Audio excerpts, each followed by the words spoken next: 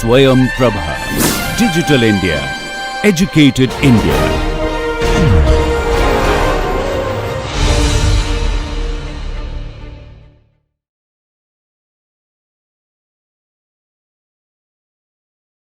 Hello everyone. This session is on development of eyeball. I am Dr. Deepti Shastri, Deputy Dean, Professor of Anatomy at Vinayaka Mission's Kripananda Varya Medical College and Hospitals, and the Dean of Faculty of Medicine, Vinayaka Mission's Research Foundation, deemed to be University, Salem, Tamil Nadu. And I am the instructor for this session. Let's begin this session with a clinical vignette of a 25-year-old lady who visits an ophthalmologist with complaints of decreased vision in her left eye. She mentions that the problem has been present since childhood but has worsened recently. On clinical examination, a cleft is found on the inferior part of the iris, and it is diagnosed to be a case of coloboma of the eye. With your knowledge of development of eye, you need to give the embryological basis of coloboma of eye.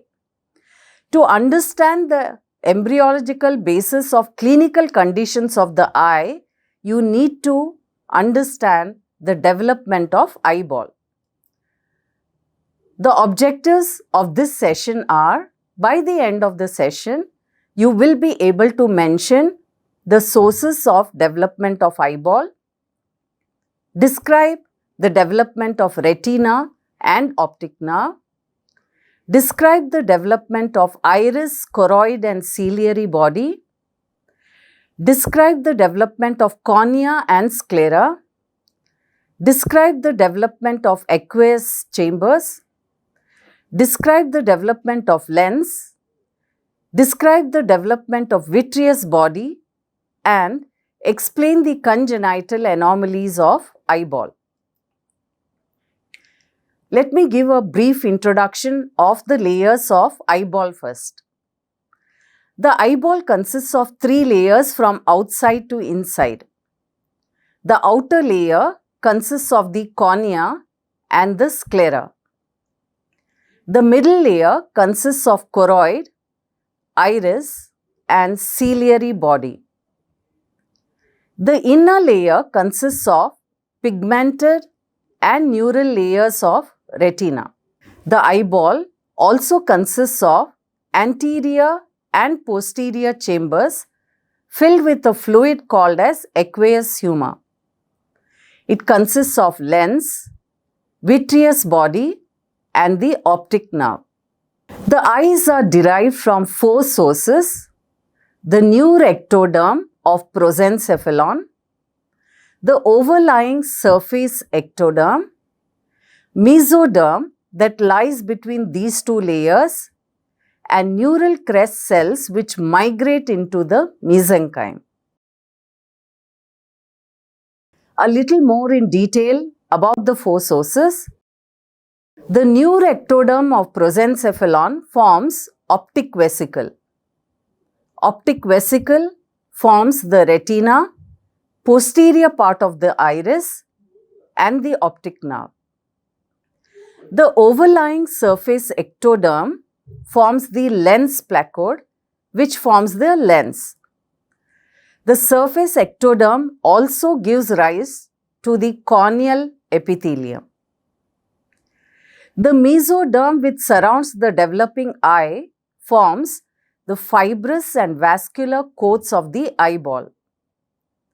Mesenchyme, which is derived from this mesoderm, and the neural crest cells which migrate into it help in the formation of choroid, sclera and the corneal endothelium. These are pictures of a 22-day-old embryo.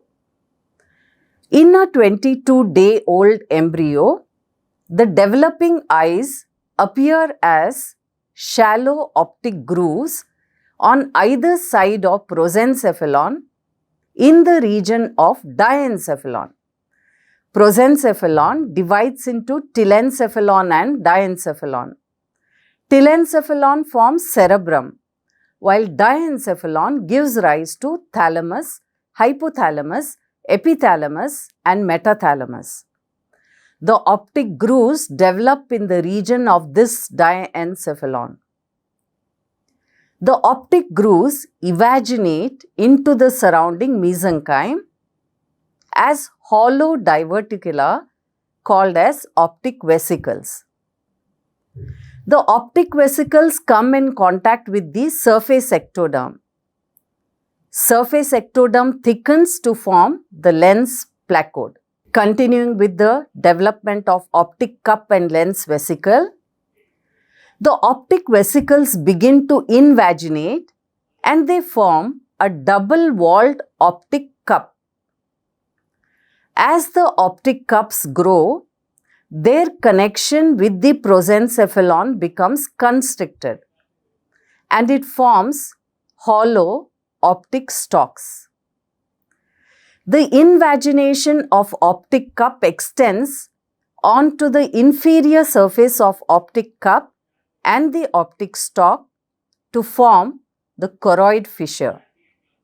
In this picture, a transverse section of optic cup, you can notice the choroid fissure within the optic cup and the optic stalk. The vascular mesenchyme which surrounds the developing eye extends into this choroid fissure and forms hyaloid blood vessels which reach the inner chamber of the eye. During the 7th week, the lips of that choroid fissure fuse and the mouth of the optic cup becomes a round opening called as the pupil. Hyaloid blood vessels become enclosed within the optic stalk and this forms the primordial optic nerve. The distal parts of the hyaloid vessels degenerate, but the proximal part of hyaloid vessels persist within the primordial optic nerve as the central artery and central vein of retina. To summarize what we have learnt so far, the eye has 4 sources of development: neuroectoderm, which forms the retina, optic nerve and iris; surface ectoderm, which forms the lens, and the corneal epithelium. This is the anterior epithelium of the cornea. The mesoderm forms choroid, ciliary body and the corneal stroma, while the neural crest cells which migrate into the mesenchyme form part of the choroid, sclera and the corneal endothelium. The eye develops as a diverticulum from the prosencephalon, specifically from the diencephalon. Optic vesicles that are formed from this diverticulum invaginates to form optic cup. The surface ectoderm overlying the optic vesicle forms the lens placode and gives rise to the lens vesicle, which finally forms the lens. The surface ectoderm also forms the corneal epithelium. Choroid fissure is formed during the invagination of optic cup. It lies along the inferior surface of optic cup and also extends into the optic stalk. Mesenchyme extends through it to form hyaloid blood vessels and also vitreous body. Continuing with the development of retina, iris and ciliary body, the retina develops from the walls of the optic cup, which is outgrowth of the prosencephalon. The outer thinner layer of the optic cup becomes the pigmented layer of retina, while the inner thicker layer differentiates into neural layer of retina. During embryonic life, these two layers are separated by a space called as intraretinal space. Before birth, the intraretinal space gradually disappears and the two layers of retina fuse with each other. Detachment of retina, a clinical condition, occurs between these two layers of retina even in an adult. As the optic cup is an outgrowth from the prosencephalon, the layers of the eyeball are continuous with the coverings of the brain, continuing with the development of retina and optic nerve. The inner layer of the optic cup proliferates to form neuroepithelium. The posterior 4/5 of the neuroepithelium differentiates to form pars optica retinae that form the photoreceptors, rods and cones.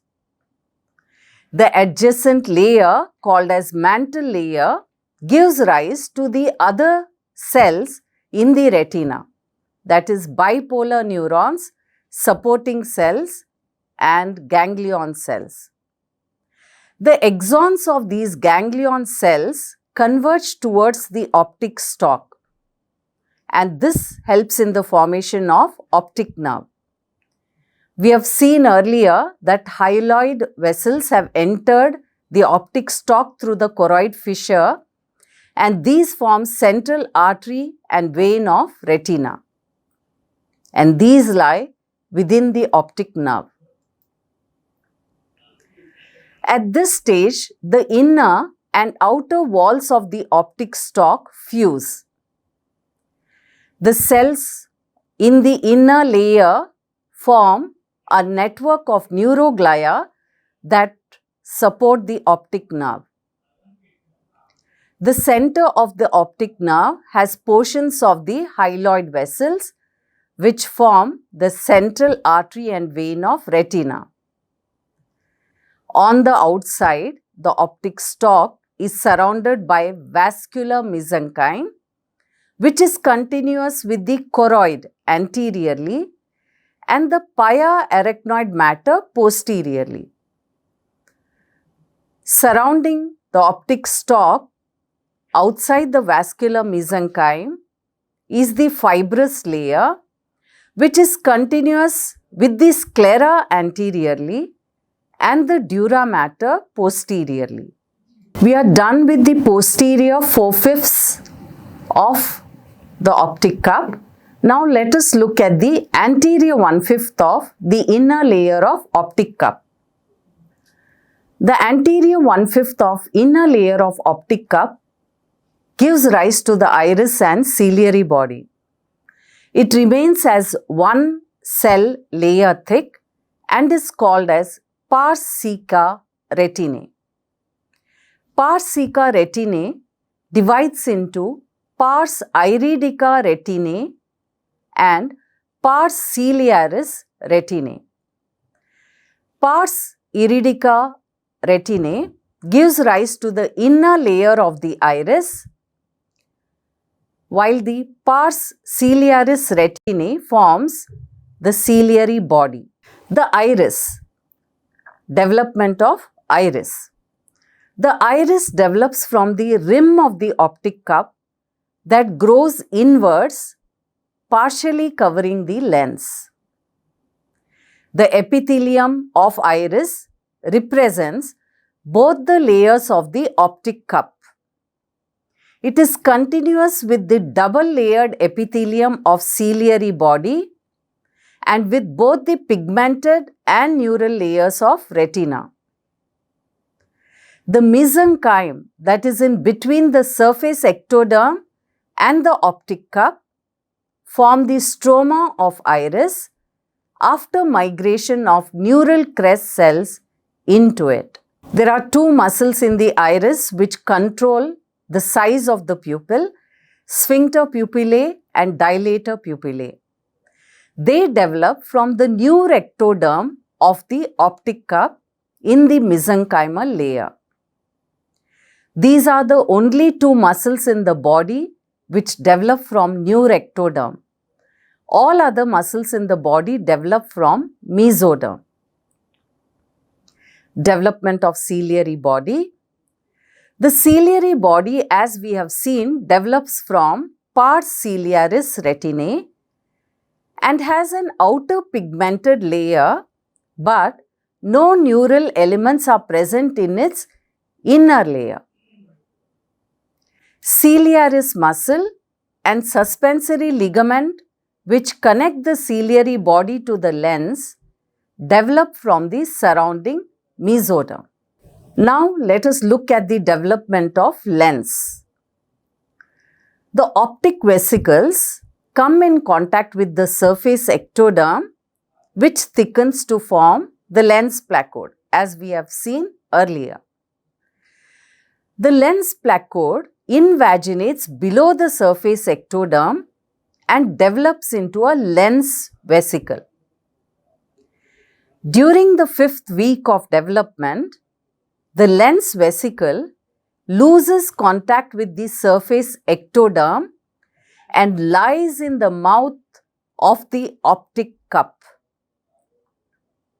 The lens vesicle has an anterior cuboidal epithelium, a cavity, and posterior columnar cells.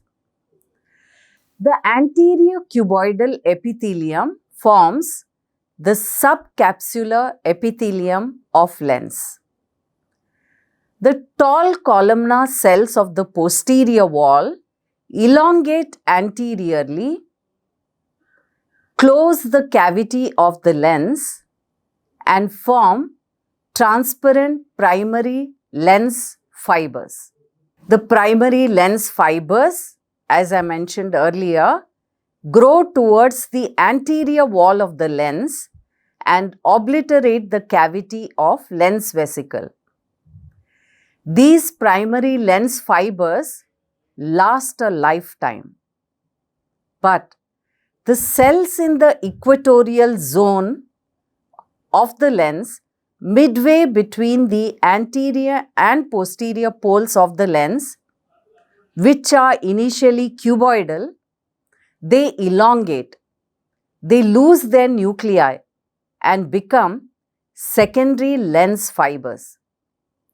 These secondary lens fibers are added to the external sides of the primary lens fibers throughout adulthood, and these secondary lens fibers are responsible for increase in diameter of the lens. Continuing with development of lens, the developing lens is supplied by the distal part of the hyaloid artery.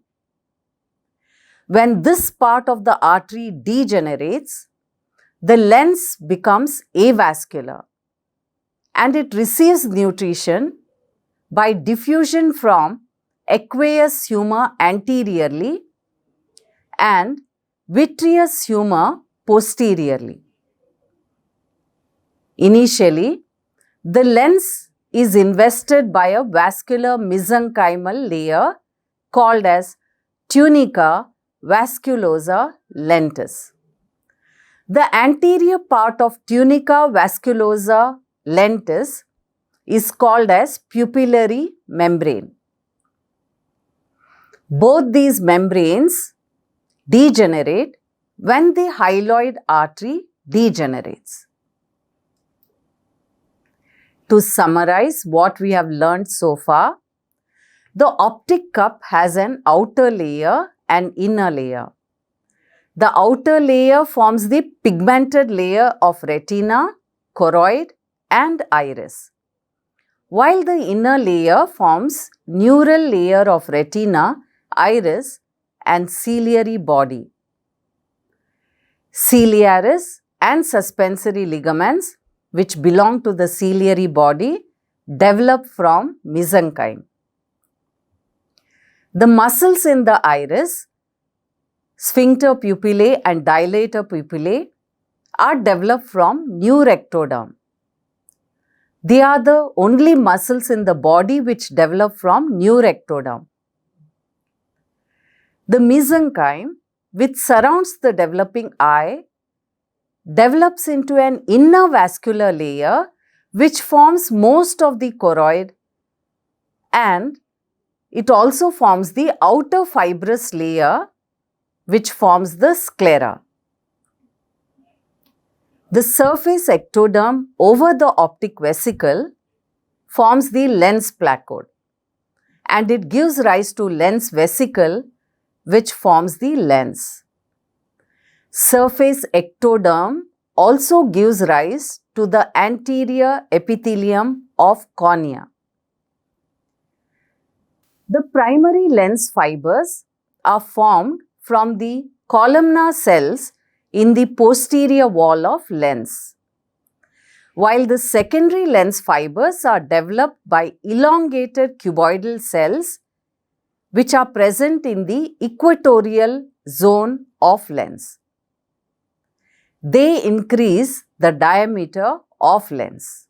We now move on to development of vitreous body. The mesenchyme that surrounds the eye not only surrounds it but extends into the optic cup through the choroid fissure. This mesenchyme fills the optic cup cavity, and it gives rise to hyaloid blood vessels which in the fetal life supply the lens and the inner surface of retina. The primary vitreous humor, an avascular mass of transparent gel-like intercellular substance, is formed from the mesenchymal cells of neural crest origin which lie within the optic cup cavity. The primary vitreous humor is surrounded by secondary vitreous humor which is made up of hyalocytes, collagen material and hyaluronic acid, and this secondary vitreous humor is developed from the inner layer of the optic cup. We now move on from development of vitreous body to the development of choroid and sclera. By the end of 5th week of intrauterine life, the mesenchyme of neural crest cells surround the developing eye. This mesenchyme differentiates into an inner pigmented and vascular layer of the choroid, and this layer is continuous posteriorly with the pia and arachnoid matter which surround the optic nerve and the brain. It also differentiates into an outer fibrous layer which is continuous with the sclera anteriorly, and sclera is continuous with the stroma of cornea anteriorly, and this fibrous coat is continuous posteriorly with the dura mater. At the rim of the optic cup, the choroid develops ciliary processes, and these are made up of capillaries and connective tissue. We now move on to development of cornea.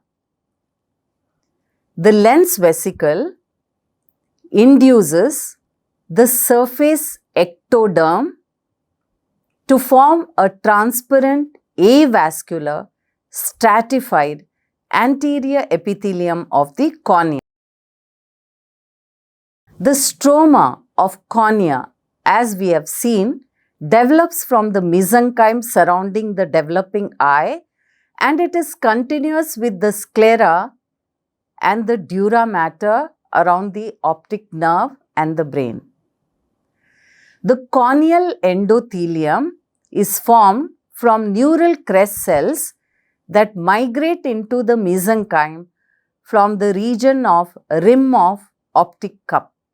After development of cornea, now let us look at the development of anterior and posterior chambers of the eye. The anterior chamber of eye develops from the space in the mesenchyme between the developing lens and cornea, while the posterior chamber of the eye develops in the space in mesenchyme between the developing lens and the iris. After the pupillary membrane degenerates and the pupil is formed, the anterior and posterior chambers communicate with each other through the cavity of the pupil. These two chambers are filled with aqueous humor that is produced by ciliary processes. From the anterior chamber, the aqueous humor passes through the scleral venous sinuses which are present at the iridocorneal junction, and they are resorbed into the bloodstream. That brings us to the end of development of eyeball.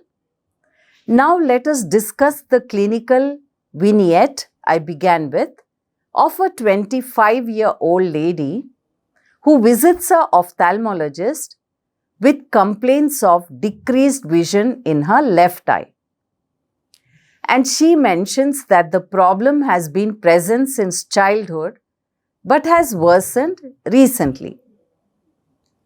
On clinical examination, a cleft is found in the inferior part of the iris, and it is diagnosed to be a case of coloboma of the eye. With your knowledge of development of eye, you need to give the embryological basis of coloboma of eye. The answer is coloboma may occur if the choroid fissure fails to close. We have seen during invagination of the optic cup, choroid fissure is formed on the inferior surface of optic cup and optic stalk, and this fissure fuses and closes. But if it fails to close, it results in a cleft in the inferior part of the iris, which is called as coloboma of iris, or it can extend through all the layers of the eye when it is called as coloboma of the eye. We'll look at some other clinical correlates related to development of eyeball. The molecular regulation of eye development is by the PAX6 regulatory gene.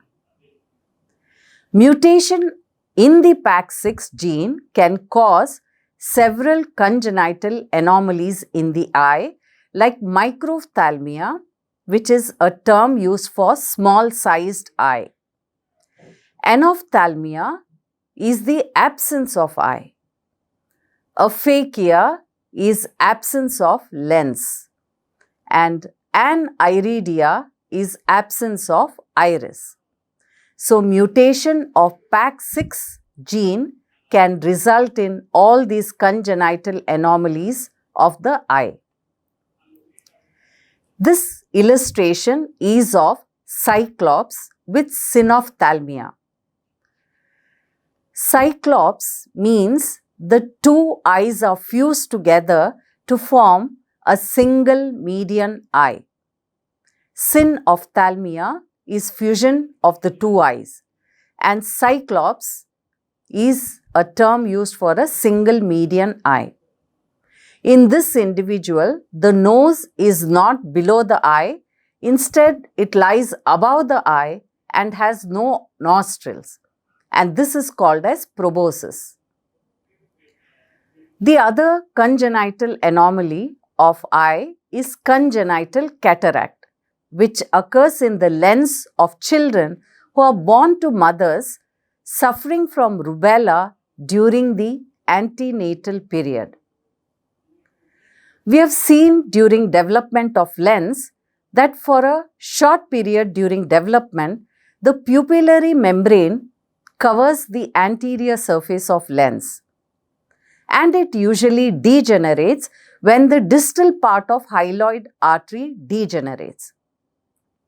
But it can remain behind causing this anomaly called as persistent pupillary membrane. We have also seen that there is hyaloid artery which supplies the lens and inner layer of the optic cup, and it disappears in the distal part. If it does not disappear, it results in a persistent hyaloid artery. To summarize the development of eyeball, the eye develops as a diverticulum from prosencephalon, especially the diencephalon. The optic vesicle is formed which invaginates to form optic cup. The surface ectoderm overlying the optic vesicle forms the lens placode, which gives rise to the lens vesicle, and it forms the lens. The surface ectoderm also gives rise to the corneal epithelium. The optic cup has an outer layer and inner layer. The outer layer forms pigmented layer of retina, choroid and iris, while the inner layer forms neural layer of retina, iris and ciliary body. There are two muscles in the iris which control the movement of the pupil, sphincter pupillae and dilator pupillae. These two are developed from neurectoderm. All the other muscles in the body develop from mesoderm. That makes these two muscles unique. There is a choroid fissure formed during invagination of the optic cup. It lies on the inferior surface of optic cup and optic stalk. Mesenchyme extends through it to form hyaloid blood vessels, and it also gives rise to the vitreous body. There is mesoderm which surrounds the developing eye, which forms mesenchyme, and mesenchyme develops into an inner vascular layer which forms most of the choroid, and it forms an outer fibrous layer which forms the sclera. The anterior epithelium of cornea is developed from surface ectoderm. The stroma is formed from mesenchyme and is continuous with the sclera posteriorly. The inner endothelium of cornea develops from neural crest cells at the rim of the optic cup. The anterior and posterior chambers of the eye, which contain a fluid called as aqueous humor, are developed from the spaces in the mesenchyme. Primary vitreous humor is formed from the mesenchyme of neural crest origin, while secondary vitreous humor is developed from the inner layer of the optic cup. That brings us to the end of this session on development of eyeball. Let us look at some of the review questions in the form of multiple choice questions. The first question is, the following structure in the eye develops from surface ectoderm, and the options are A. Corneal endothelium, B. Anterior epithelium of cornea, C. Pigmented layer of retina, and D. Neural layer of retina. And the answer to this question is anterior epithelium of cornea. Corneal endothelium develops from neural crest cells at the rim of optic cup, while anterior epithelium of cornea develops from surface ectoderm. The stroma of cornea develops from mesoderm, which surrounds the eye, and it is continuous with the sclera. The second question is, sphincter pupillae develops from, and the options are A. mesenchyme, B. surface ectoderm, C. neurectoderm, and D. neural crest cells. And the answer to this question is sphincter pupillae develops from neurectoderm. Sphincter and dilator pupillae are the only muscles in the body which develop from neurectoderm. Third question, a newborn baby has a cleft in the lower part of the iris.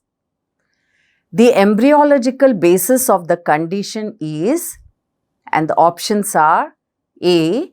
failure of closure of choroid fissure, B. persistent pupillary membrane, C.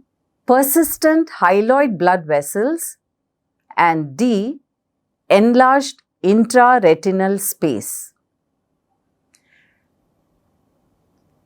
And the response to this question is failure of closure of choroid fissure. We move on to the fourth question. Aphakia results from failure of development of, and the options are A. lens placode, B. optic vesicle, C. inner layer of optic cup, and D. neural crest cells.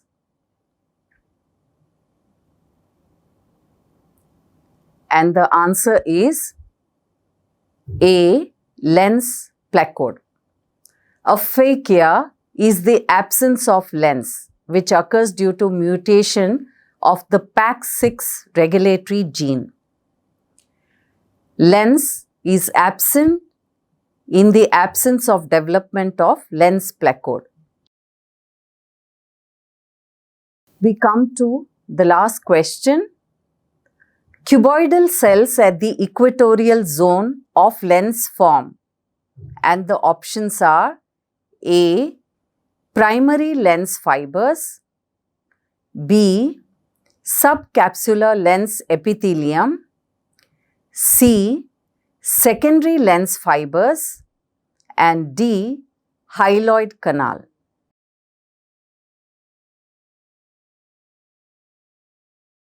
And the answer is C. secondary lens fibers.